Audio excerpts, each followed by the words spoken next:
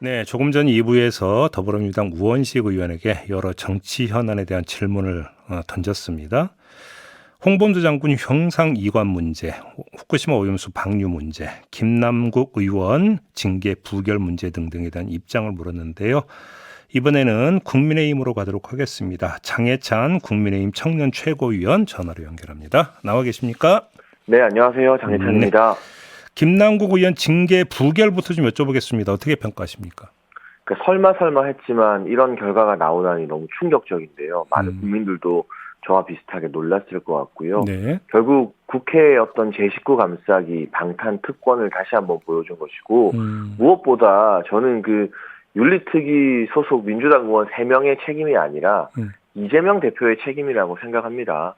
이재명 대표가 최측근 김남국 의원을 지키라는 지시를 내리지 않았다면 이렇게 안 좋은 국민 여론에도 불구하고 3명이 다 반대표를 던지는 것은 불가능하다고 보고 있고요. 네. 민주당의 김종민 의원도 어제 한 방송에서 이건 이재명 대표 측의 지시가 있었을 게 확실하다라고 또 당내 분위기를 전해주더라고요. 그래요. 여기에 대해서는 이재명 대표가 기자분들, 언론의 질문에 좀 명확한 입장을 밝혀야 할 것 같습니다. 근데 어제 그 윤리특위 간사를 맡고 있는 송기현 의원은 지도부와 논의한 바가 없다고 이야기를 하던데, 그럼 이게 이제 그 거짓 발언이다, 혹시 이렇게 보시는 겁니까? 네, 전문 용어로 짜고 치는 고스톱이라고 생각을 하고요. 네, 그래요. 이재명 대표나 소위 말하는 김남국 의원을 포함한 7인의 이 친명계 이너서클이 강력하게 작동했다라고 보고 있고, 네. 지금 이 익명을 요구하는 민주당 국회의원들의 반응을 보면 김남국 의원 제명 부결 이후에 이거 선거하자는 거냐, 이래서 총선 어떻게 이기겠느냐 등등의 격앙된 반응이 쏟아지고 있잖아요.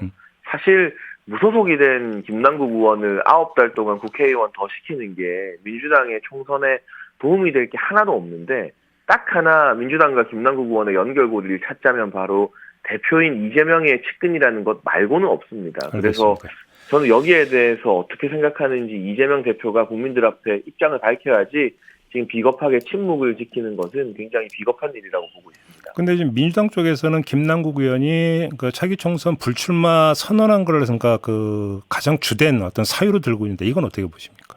그러면 뭐 이 정도 사고를 치고 총선 출마하려고 했다는 것이냐라고 되묻고 싶고요. 예. 저는 뭐 차라리 그럴 거면 징계되고 나서 본인이 출마를 하든 말든 그건 김남국 의원의 결정인데, 왜 이런 식의 국민 여론과 동떨어진 동정표를 국회의원들이 던지는지, 이것도 국회 특권이라 생각하고, 제가 뭐 여러 차례 밝혔지만 앞으로 9달 더 국회의원을 하게 되면 김남국 의원에게 6억이 넘는 세금이 더 투입되게 됩니다. 그런데 대다수의 국민들은 김남국 의원에게 단돈 6원도 쓰기 아깝다라고 생각하실 것 같은데요.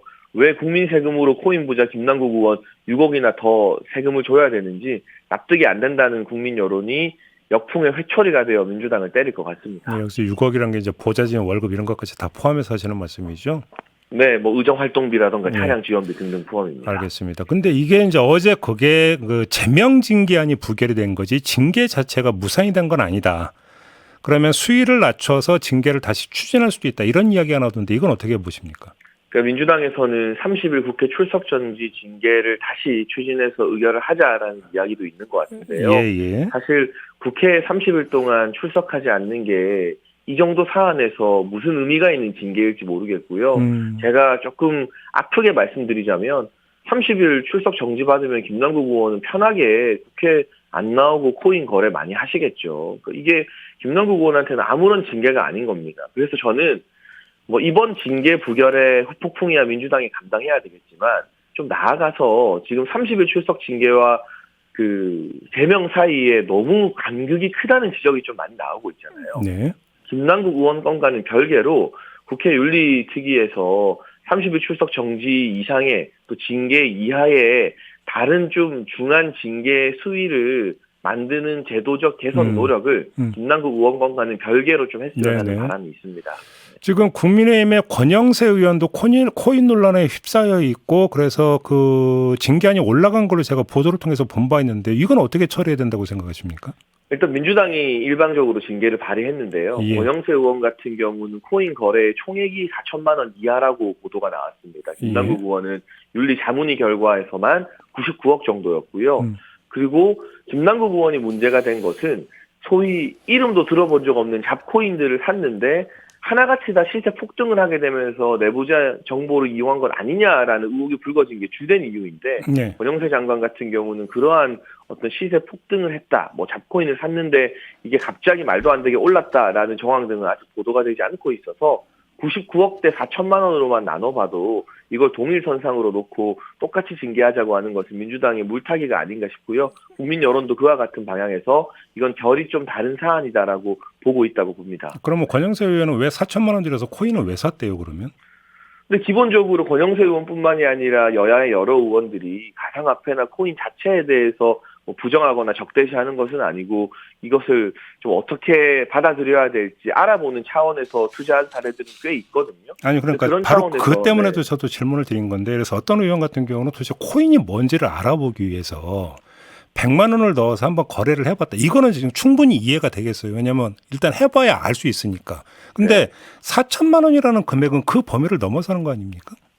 뭐 금액에 대한 판단은 다를 수 있는데요. 예. 제가 봤을 때 가장 중요한 건 이 4천만 원이라는 금액 국회의원들이 주식 투자도 많이 하는데 이게 막 억대나 김남국 의원처럼 수십억대, 99억대 가는 국민적 상식을 벗어난 금액이냐 여기에 대해서는 여론 판단을 한번 받아봐야 될 것 같고요. 예. 제일 중요한 것은 그 잡코인을 샀을 때 사자마자 시세가 폭등하는 이상거래 정황 이거를 이제 금융정보분석원에서 신고를 한 거잖아요. 네네. 이 기준은 FIU라는 공식적인 기관에서 이건 이상한 거래다, 이상한 정황이 보인다라고 먼저 수사기관에 의뢰를 했느냐, 그렇지 않느냐 이게 하나의 기준이 되어야 될 것 같습니다. 알겠습니다. 다른 문제로 좀 넘어갈게요. 우리 최고위원님 견해가 궁금한데 오염수라고 부르는 게 맞습니까? 처리수라고 부르는 게 맞습니까?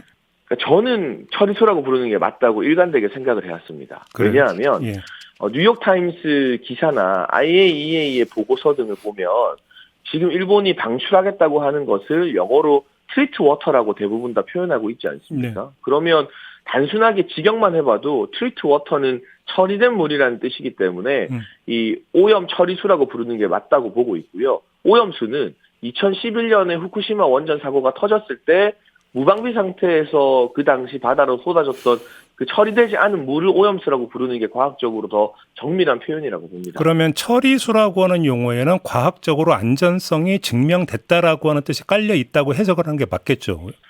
뭐 그렇게 보는 거죠. IAEA의 검증 기준을 통과한 물이다라고 보는 게 맞는 것 같고요. 그러면 굳이 뭐 혈세 들여가지고 뭐 우리 해역이 240 몇 곳에 뭐 그 점검을 하고 이럴 이유도 없는 거 아닙니까, 그러면? 근데 그럼에도 불구하고 우리가 기존에 한 99개 정도 해역에서 방사능을 점검했는데 올해부터 지금 말씀 주신 대로 200개 이상으로 늘어났잖아요. 이게 예산이 더 투입되는 것이긴 하지만 우리 국민들께서 불안해하시고 우려를 하시니 그리고 민주당도 기다렸다는 듯 우리 국민들의 어떤 공포 심리를 더 자극하고 있으니 우리 수산업 보호를 위해서라도 우리가 예산 좀 더 써서 안전하다는 걸 국민들께 눈으로 보여드리기 위한 정부 차원의 조치라고 생각을 하고 그럼 있고요. 아니 잠깐만요. 그럼 그런 안정성 점검 차원이 아니라 그냥 국민을 안심시키기 위한 쇼윈도 차원밖에 안 된다. 이런 해석으로 연결이 되지 않습니까?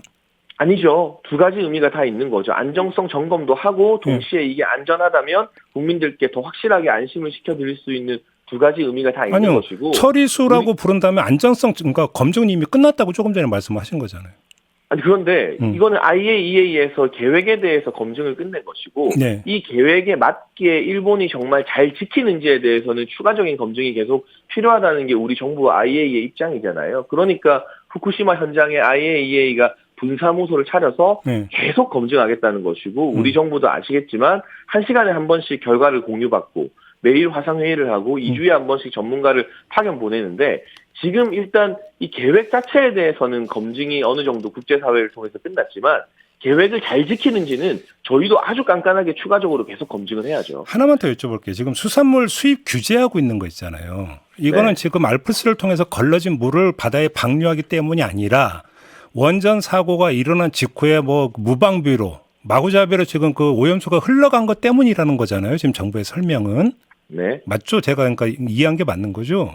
그러면 저는 그럼 하나 궁금한 게 그러면 그때 원전 사고 직후에 무방비로 바다에 흘러갔던 그 오염수의 안정성은 언제까지 그 시간이 지나야 다시 그러니까 최종 결정에 나올 수 있는 겁니까?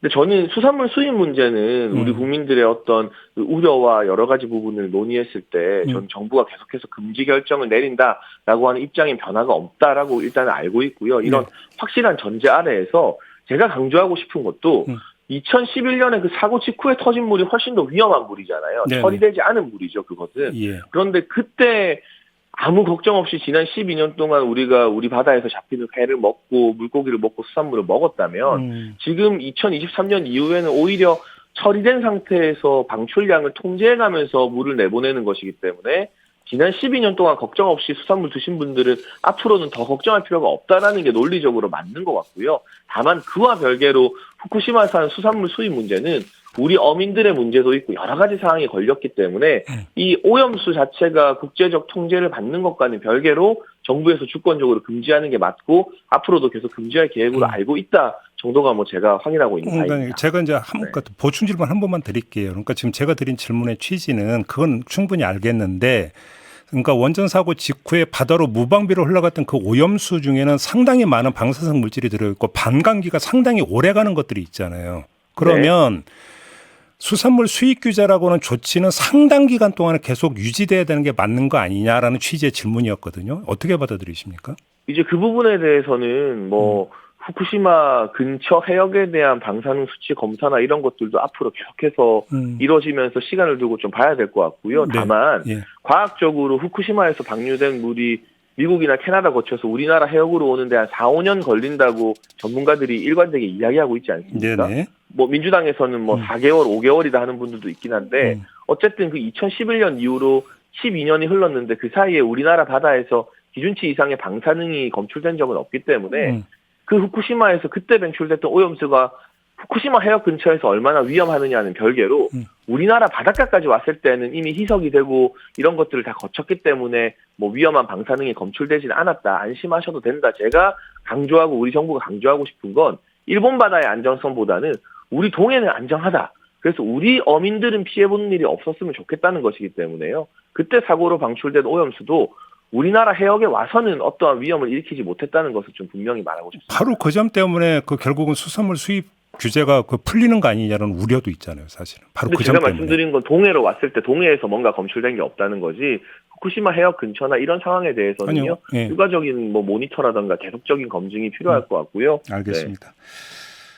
그 우리 장해찬 최고께서는 어떻게 보시는지 궁금한데 홍범도 장군이 공산주의자라고 보세요? 저는 소련 공산당에 가입을 했고 레닌의 소련군의 대위로 또 편입이 되면서 소련군의 일원이 되셨잖아요. 그 부분에 대해서 건조하게 평가할 필요는 있다고 생각합니다. 그리고 학계에서도 여러 말이 있지만 자유시 참변과 관련해서도 분명한 과가 있지 않나. 그러나 한 가지 강조하고 싶은 건 그 공가에 대한 평가와 별개로 또 독립운동에 대한 공적을 인정하고 국민의힘의 그 누구도 뭐 홍범도 장군의 독립운동 공적을 겸하하거나 민주당 극단주의자들이 말하는 것처럼 뭐 파묘를 해야 된다느니 뭐 흉상을 철거해야 된다는 이런 이야기하는 사람은 아무도 없거든요. 그냥 아무튼 공가에 그러면 대해서 흉상을 다시 한번 옮기는 건 짚어보자. 동의하십니까? 네, 저는 동의합니다. 그리고 여기서 제가 오히려 민주당 분들에게 질문하고 싶은 게 천안에 있는 독립기념관이 뭐 가면 안 될 곳이냐, 뭐 험지냐. 그것도 사실 당당하게 우리 독립 영웅들을 기리는 자랑스러운 장소인데 육사 생도들뿐만이 아니라 일반 시민들이 훨씬 더 편하게 접근할 수 있는 독립기념관에서 독립 영웅을 기리겠다는 게 왜 이렇게 문제가 될 일인지 민주당 분들이 생각하기에는 독립기념관이 뭔가 나쁜 곳이라고 보는 것인지 그게 오히려 좀 의문스럽다는 생각이 듭니다. 그런데 그 취지는 결국은 육사라고 하는 곳의 특성, 호국 간성을 기르는 양성하는 기관에서 우리 군의 모태를 무엇으로 설정할 것인가의 상징적 측면과 연결이 되어 있는 거잖아요. 네, 그래서 우리 대한민국의 주적은 누구냐라는 질문으로 다시 돌아갈 수밖에 없는데요. 지금 자유민주주의 체제를 수호하는 대한민국의 주적은 명확하게 북한이고 어젯밤 사이에도 뭐 탄도미사일 쏘면서 대한민국 점령 훈련 막 이런 걸 북한이 했다고 하더라고요. 이런 상황에서 적어도 육사에서는 대북 주적관에 대해서 생도들에게 명확하게 가르침을 줄 수 있는 분들을 우선적으로 롤 모델로 길어야 된다고 생각을 하고 있고요. 또 독립운동의 공적이 빛나는 분들은 독립기념관이나 역사박물관 등에서 많은 후손들이 함께 기리는 게 균형감 있는 발상이라고 생각합니다. 아니, 제가 드린 질문의 취지는 우리 군의 뿌리를 어디에 둘 것이냐의 문제를 여쭤본 거거든요. 뿌리, 저는 우리 군의 뭐 뿌리에 대해서 예. 일단은 이걸 김원봉이다라고 이야기했던 문재인 전 대통령의 아주 위험한 역사 전쟁에 방아쇠를 당겼다라고 평가하고 싶고, 우리 군의 뿌리 뭐 이 부분에 대해서는 해석이 분분하겠지만 지금 우리 군이 가장 중요하게 생각할 기점은 6.25 한국 전쟁에서 어떤 공적을 세우고 어떤 희생을 했느냐, 그리고 그분들을 먼저 기리는 것이 지금 대한민국 군대가 해야 될 첫 번째 일이라고 생각하고 있습니다. 군의 뿌리가 독립군, 광복군은 아니라는 말씀이십니까? 뭐 그렇게 제가 단정적으로 말할 수는 없고요. 독립군, 강북군의 정신도 우리가 당연히 예. 계승하고 기려야 되는 거지만 예. 우선순위가 있다면 자유민주주의라는 가치를 지킨, 그리고 정말 많은 피를 또 이 대한민국 땅에서 흘린 6.25 한국전쟁에 대해서 우리가 좀 소홀하지 않았나, 지난 정부에서. 그럼 균형감 있게 그 중요성을 다시 한번 맞춰보자는 것이지, 6.25 한국전쟁이 중요하다고 제가 말했다고 해서 그게 곧 뭐 독립전쟁이 중요하지 않았다라고 되는 것은 아니죠. 알겠습니다. 저 말씀 여기까지 듣도록 할게요. 고맙습니다. 최고위원님. 감사합니다. 네, 장해찬 국민의힘 청년 최고위원이었습니다.